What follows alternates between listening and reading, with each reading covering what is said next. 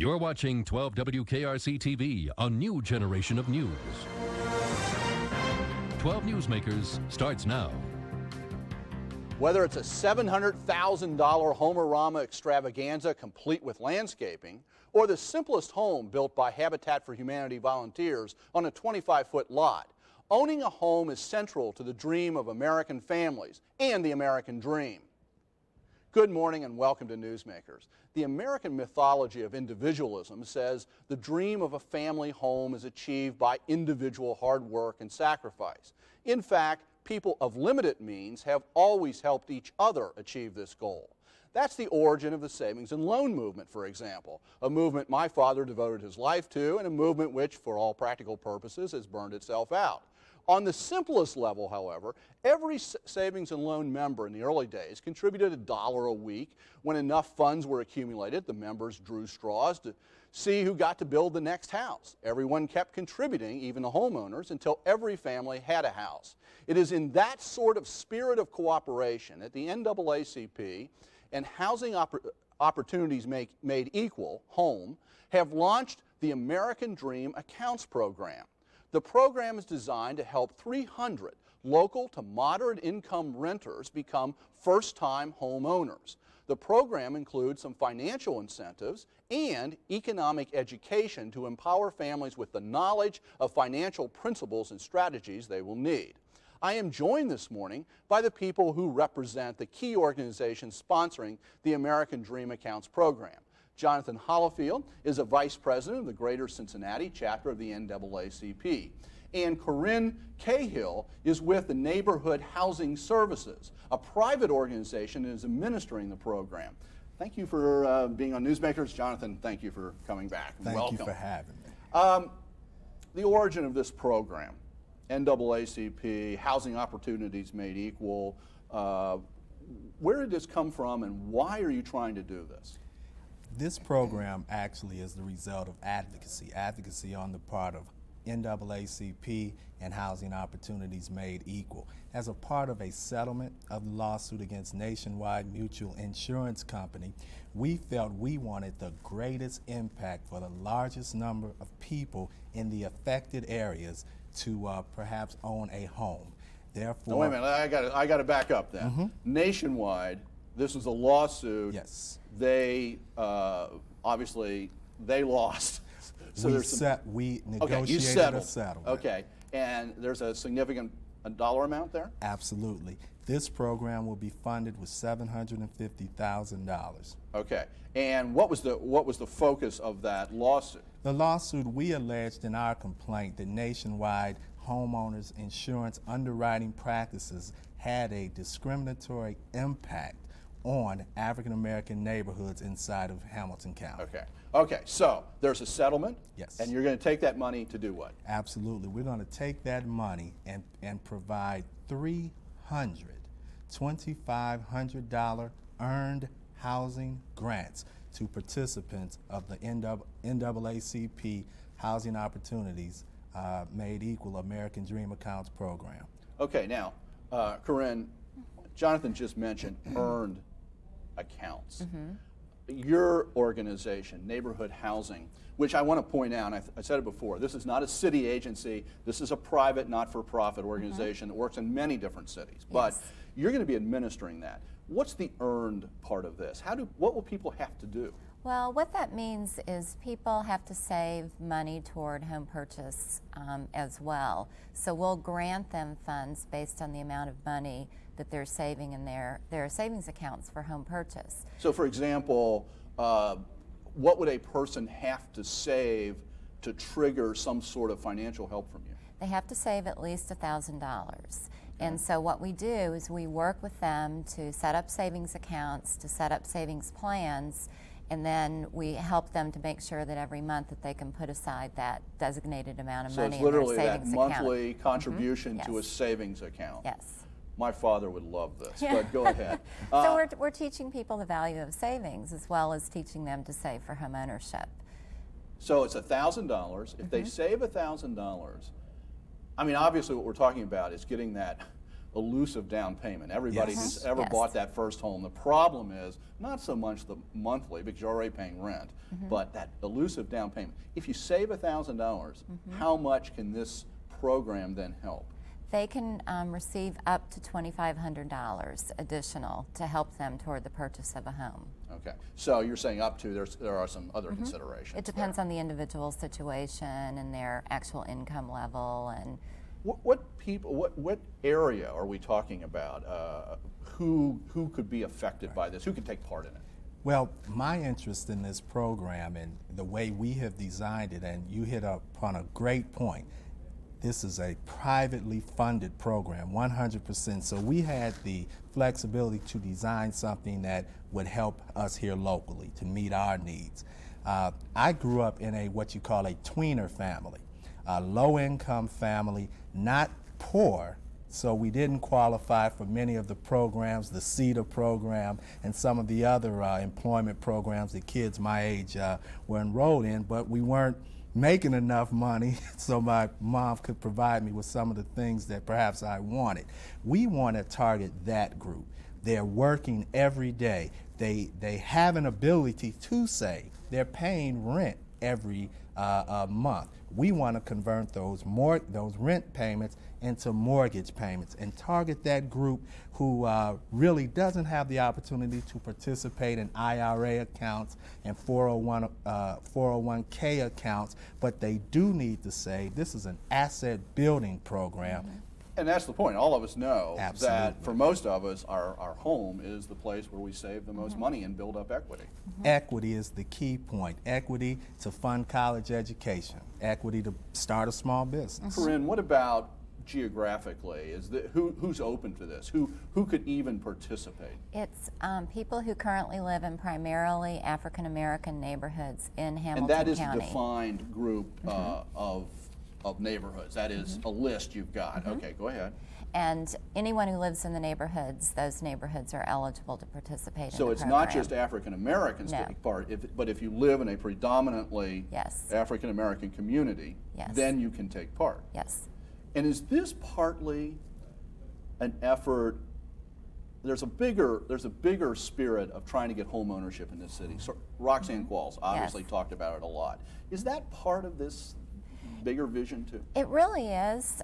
Over the last several years in the city of Cincinnati, there has been a lot of discussion about the fact that our homeownership rate is so low.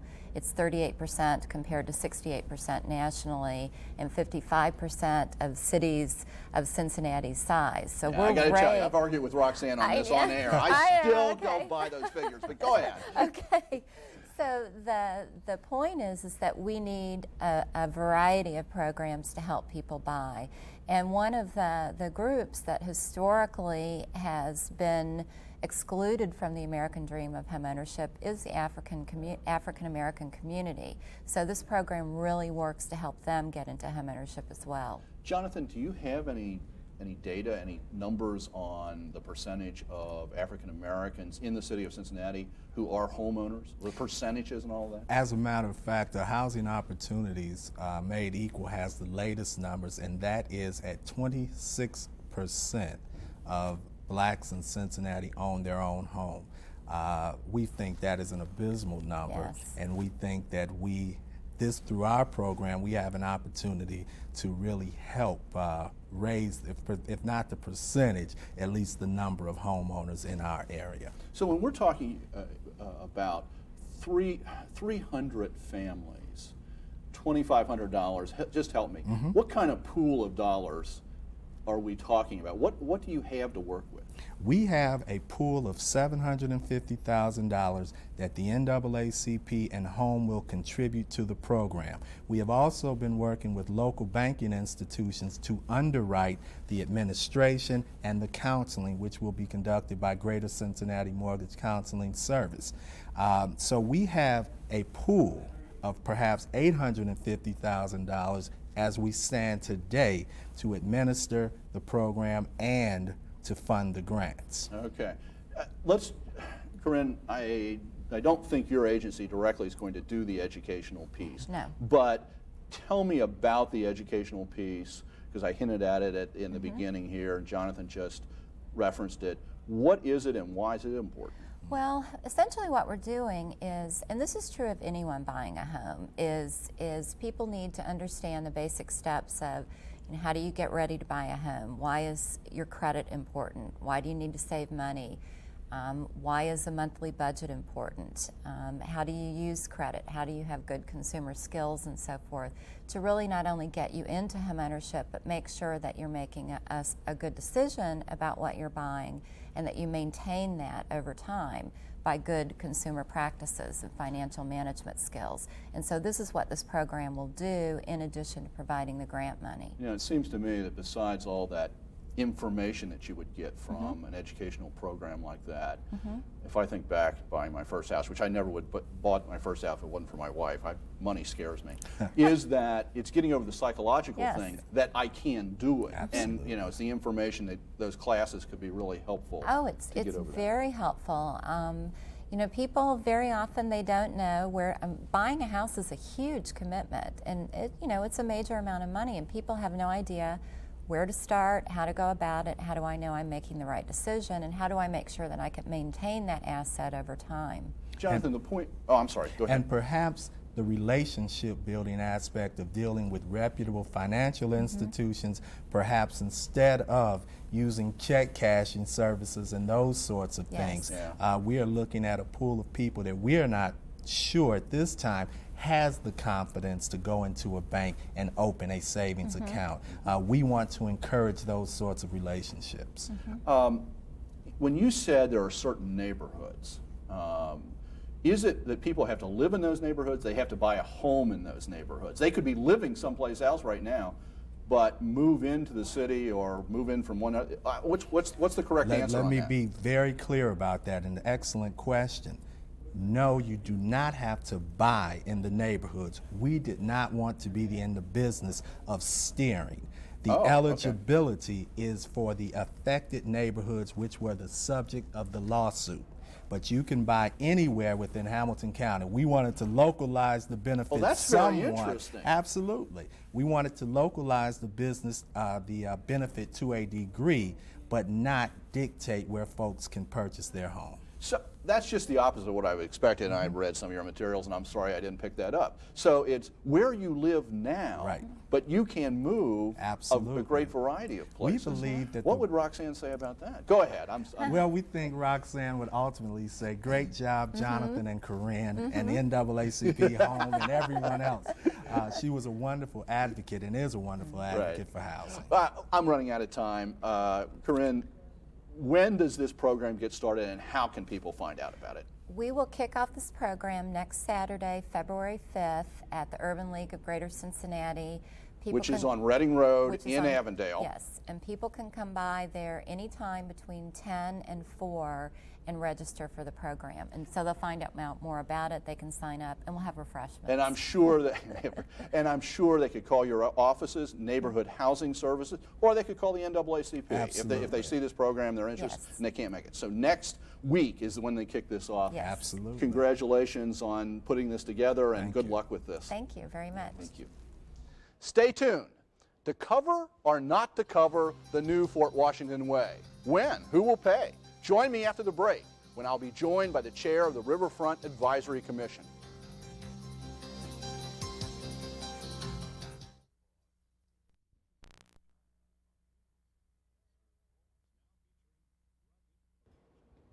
The Riverfront Advisory Commission proposes that 3 blocks to the new Fort Washington Way be capped with green space, just as I-71 ditch slicing through Lytle Park was transformed into a tunnel 30 years ago. The lids are an important element in the vision. It's crucial from the economic side, but it's also crucial in creating a real connection back to the central business district.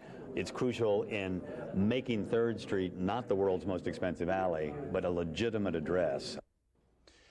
Given the fact that the entire Fort Washington Way district is now a construction zone, it became clear that if the support piles for these lids were driven now, the construction would be less disruptive and cheaper, $14 million cheaper than if we had to wait and come back and do the construction 3, 4, 5 years from now. In a search for funding on Thursday, the Hamilton County Park Board considered and then rejected investing in the $5 million that were necessary. On Wednesday, a proposal was brought to City Council.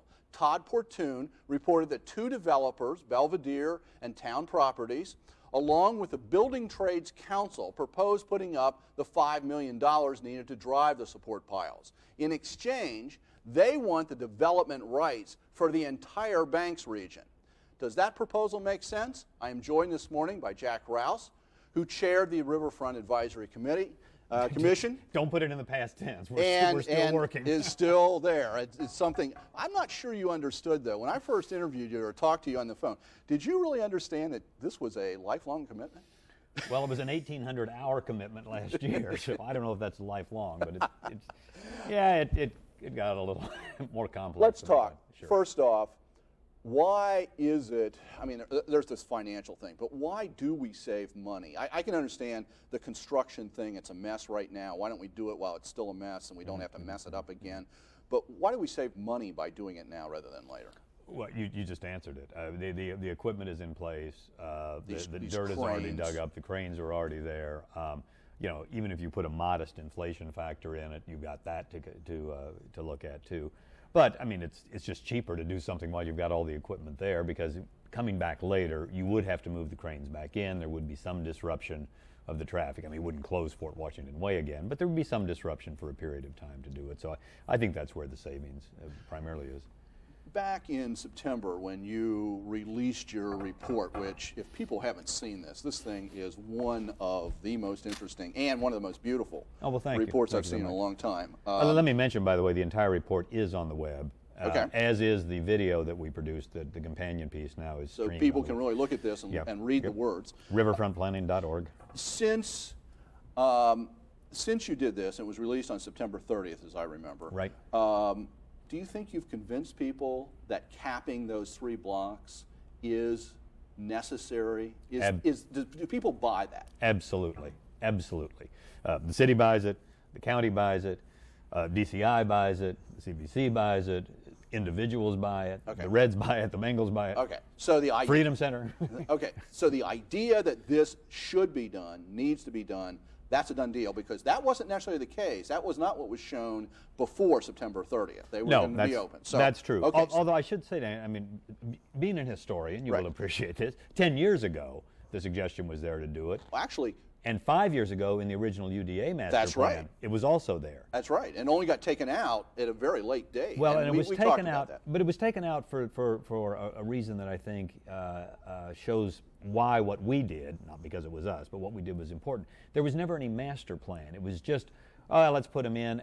Yeah, we don't need them, let's take them out. But there was never an understanding of what they meant in terms of economic growth and in terms of linking the cities together. And I think the master planning approach that came out of the Riverfront advisors, and you know, again, I do salute sincerely the city and the county for coming together and forming us. I wish they told me how much time it would take. Okay, but let's talk about the real stuff Sure. here. You need $5 million. You need it relatively quickly. Well, you need $10 million. For the cranes? For the immediate? The estimate to get the pilings in is $10 million. Oh, I'm sorry. Where did 5 come from? Well, $5 million, it probably came from the fact that a couple of the proposals have said whether that's the Park Commission, we would put in 5, city and county maybe come up with the other 5. So we need $10 million to drive these piles. Correct. Now. Correct. And we're shooting this on Friday morning. We are. Okay. We've heard deadlines a number of times over the last couple of weeks. It's got to be done. We got to make a decision by, and we've stretched that. Mm-hmm. What is the real decision day? On doing the pilings, or on making a decision that we'll leave the cranes in place and do the pilings? I suspect it's sometime next week. I mean, the realities are that you can fudge a little bit of time, but the fact is the cranes have been idle now for a couple of days. Parsons Brinkerhoff, I think sort of... and you pay just to have those cranes sitting there. there. I think they left them there in the anticipation that maybe this might happen for a couple of extra days. That's how we bought them most recent time. Sometime into next week. I think, absolutely. Okay. There is this proposal that was brought forth at City Council on Wednesday. Correct. Which I referenced, the 2 developers and the building trades using their retirement funds would come up with $5 million. Correct. What do you think of that proposal? It's incredible the amount of support that this thing has generated, including people like this group coming forward and saying they would like to invest $5 million. We have another meeting scheduled with them later this weekend to try to figure out exactly what the strings are, if you will. Well, the big string that I see is that, yeah, $5 million, but in exchange, they want the rights to develop everything down there. Well, as the report says, and as we still believe, we need to go through a formal RFP process. We need to make a selection based on criteria that are more than just who's going to, kick in $5 million at this point, because, we don't want. In the grand scheme of things, $5 million is not much. Well, in the grand scheme of things, neither is 10. We got right. 1.3 invested in it, so I mean. Right. But let's not blow this out of proportion. Unfortunately, because this is headline grabbing, everyone says, $10 million now or never. That's silly. The advisors never believed in our wildest dreams that we would ever have this opportunity to do part of the work now anyway. I mean, that document does not rest on we get something done this year. We never thought this would happen. Because Parsons Brinkerhoff, and largely working with Fred Craig, determined there was a window of opportunity. These people, by the way, are the people who are designing and overseeing I'm sorry, it's the Fort Washington Way. Okay, go ahead. They said, look, guys, you might be able to save some money if we did some of this work now. And any prudent businessman would say, gosh, yeah, I mean, let's take a look at it. And so we did. Whether or not the city, the county, the private sector, investors, whatever, can come up with the $10 million between now and sometime early next week, is up for grabs right now. Who benefits if this ultimately happens? If we this will ultimately happen. Okay. When this ultimately happens, who benefits? All of 3rd Street, the Central Business District. And 3rd Street, by the way, has a number of major developments along it that grew up in the 80s and has some development sites that are available. Waiting. And so, this makes that so much more attractive. So developers on 3rd Street. Developers on 3rd Street. The Central Business District, because it really does now connect not just a few bridges, which are good. I mean, that's a step in the right direction. Right. But the whole thing. Obviously the Freedom Center. Obviously the Reds. Obviously the Bengals, but of course ultimately everybody who wants to go down to the parks. All right, but ultimately everybody who wants to go down to the parks are people, it's hard to find them. However, those are the people who are paying the money the for sales all this tax. ultimately. Yeah, I absolutely. know. But the other, in trying to get something done right now, Sure. Let's talk about some of those other groups. Is it possible to approach the Reds, the Bengals, the Freedom Center to say, can you come in right now and commit some money so that, are those discussions going on? Over this weekend, I think there are going to be a lot of discussions going on with a lot of people. Again, we're taping on Friday, to try to ascertain whether or not there are any other funding sources out there. And the advisors said from the very beginning, we are going to stick with this because we believe in it, and we are going to work over the weekend into the early part of next week and see if there is any other opportunities. And everybody you suggested is an interesting possibility. Are they at the table? Well, they've been at the table, all of them, since the very beginning. Okay. Yeah. What about the Hamilton County Park District, which on Thursday, yesterday, decided not to? Is there any chance of going back and re-posturing this? I read the same news story that you read this morning. Right. I'm not sure. There seem to be some legal ramifications. Right. Remember, what we are talking about now are pilings which hold caps, which hold the park. So you get into, the money is really technically not for the park, but it's money for the infrastructure to support the park.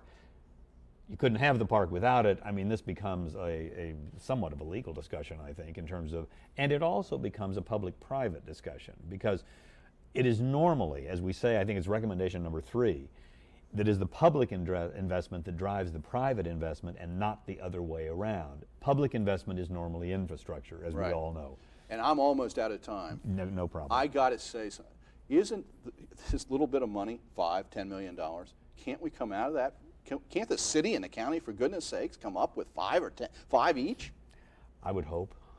Still a possibility? Anything's a possibility. We're still going, man.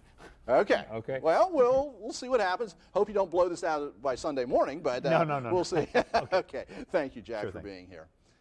Thank you for making Newsmakers a part of your Sunday morning. Next week, I'll be joined by Cincinnati School Board member Jack Gilligan and Teacher Union President Tom Mooney to review where things stand now with the labor negotiations, which have been settled, and also preparations for the levy campaign on March the 7th. See you next week.